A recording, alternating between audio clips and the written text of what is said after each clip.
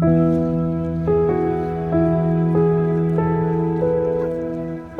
semuanya, selamat siang. Kami dari kelompok Mawar yang beranggotakan saya Zulfa Aulia, Saya Reza Garini. Saya Pertiwi Siregar. Saya Andara Putri Natania. Saat ini kami berada di Geraha Maria Anai Velangkani yang berlokasi di Jalan Bunga Sakura, Tanjung Selamat, Sumatera Utara. Nah, di video kali ini kami akan mencari tahu tentang sejarah singkat dari tempat ini, yaitu Geraha Maria Anai Velangkani. Selamat menyaksikan.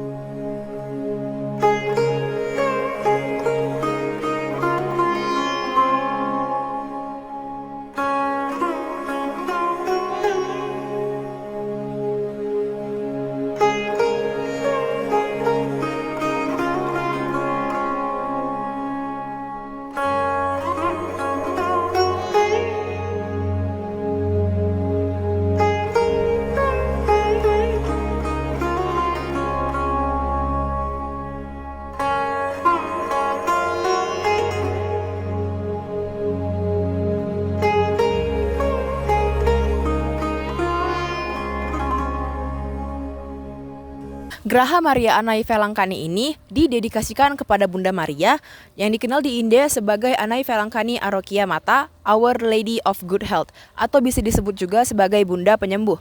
Geraha berarti rumah atau tempat suci atau kuil dalam bahasa Sanskrit.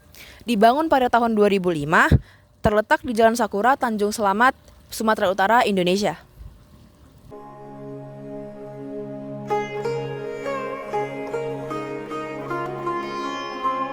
Nah, di sini saya akan menjelaskan tentang misi Pastor James Baratra Putra atau dikenal sebagai pendiri Geraha Maria Anai Velangkani ini. Nah, sebagai seorang mahasiswa Jesuit India Tamil, Pastor James ini secara sukarela pergi dan melakukan misinya ke Malaysia. Nah, setelah dia menyelesaikan studi filsafatnya di India dan menjalankan tahun pastoral di Kuala Lumpur dari tahun 1966 sampai 1967. Namun, karena undang-undang imigrasi yang menyebabkan beliau tidak bisa tinggal lama di Malaysia. Dan pemimpinnya pun mengirimkan si Pastor James ini ke Indonesia untuk melakukan studi teologisnya dengan harapan bisa kembali ke Malaysia. Sayangnya beliau tidak bisa kembali ke sana dan sebaliknya Tuhan memilih Indonesia sebagai tanah misinya.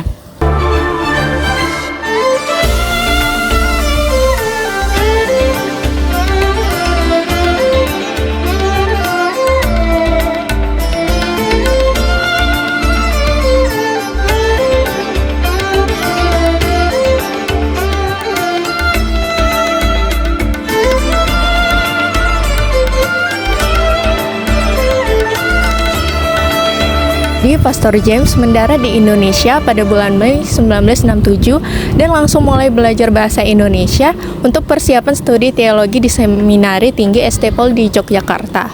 Selama masa itu, beliau membaca tentang Keuskupan Agung Medan dan berkonsentrasi pada para imigran India yang berada di sana.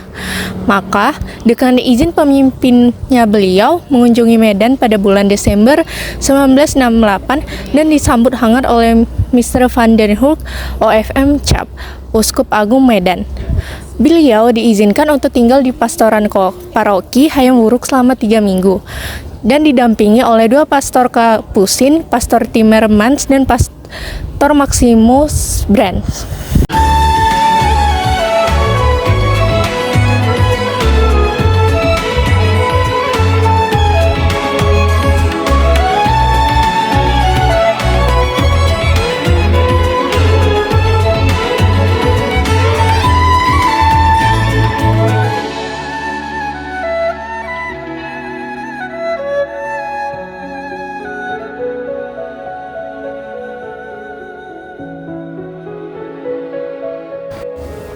Segera setelah pentahbisan Pastor James pada tanggal 27 Desember 1970, Uskup Agung Medan yaitu MGR Van den Hulk menghubungi pimpinan Pastor James di Hong Kong dan mendapatkan izinnya sehingga Pastor James boleh melayani di keuskupannya. Jadi, pada bulan Mei tahun 1972, Pastor James datang ke Medan dan memulai kehidupan imamatnya sebagai asisten pastor di paroki Hayam Wuruk, didampingi oleh Pastor Timmermans dan Pastor Brands. Pastor James diberi mandat khusus oleh Uskup Agung untuk melayani masyarakat India dalam tugas pengembalaannya. Beliau tinggal selama 12 tahun di Pastoran Katolik Medan untuk melakukan pelayanan pastoralnya, dan itulah awal misinya yang memuncak di Gedung Graha Maria Anai Velangkani ini.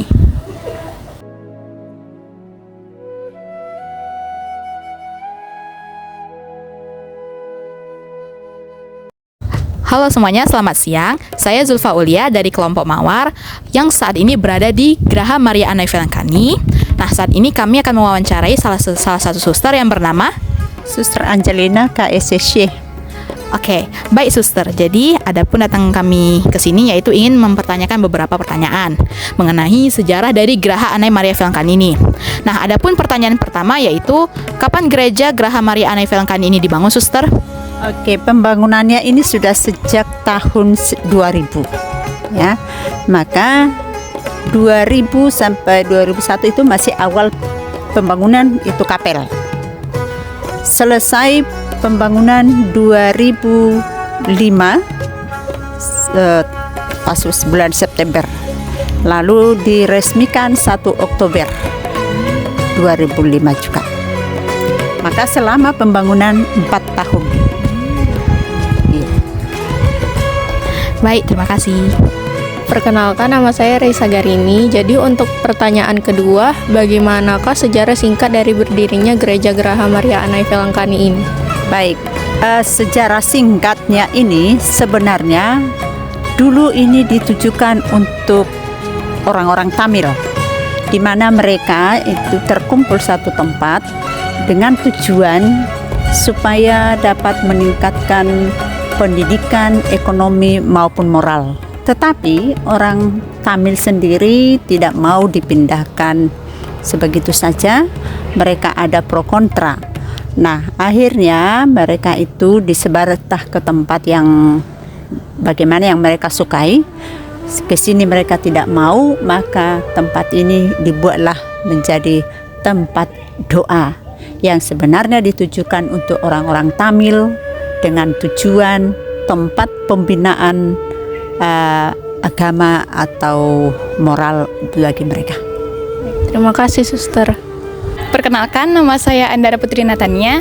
Nah, Sus, untuk pertanyaan ketiga, pertanyaannya adalah acara rohani apa saja yang sering diadakan di Graha Maria Anai Velangkani ini? Nah, ini khusus untuk tempat ziarah rohani. Maka untuk semua orang yang datang ke sini, baik dari suku mana saja, bangsa, negara, terbuka untuk umum. Maka di sini ada dibuat doa pribadi, tapi secara doa bersama, entah bentuk misa ataupun secara ibadat. Berarti untuk tempatnya sendiri ini untuk universal ya? Universal, betul. Terima kasih, Sus.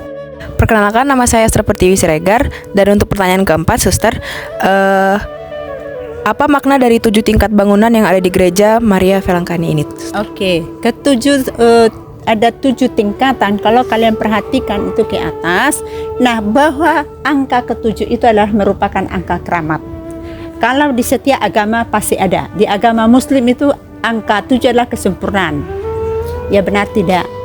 Nah, angka 7 merupakan surga, bahwa kita mencapai ke angka ke-7. Ya, jadi kita itu masih manusia, maka kita berusaha itu berbuat yang baiklah, bertobat supaya kita masuk dah ke angka ke-7 yaitu surga. Itulah makna dari tingkatan ke-7 itu yang sampai ke atas. Karena ada di situ 3 merupakan kubu. Itu kubu kalau kalian perhatikan kiri kanan atas itu adalah melambangkan Tritunggal kalau di agama Katolik. Tritunggal itu Allah yang tidak bisa dipisahkan satu dengan yang lain. Oke?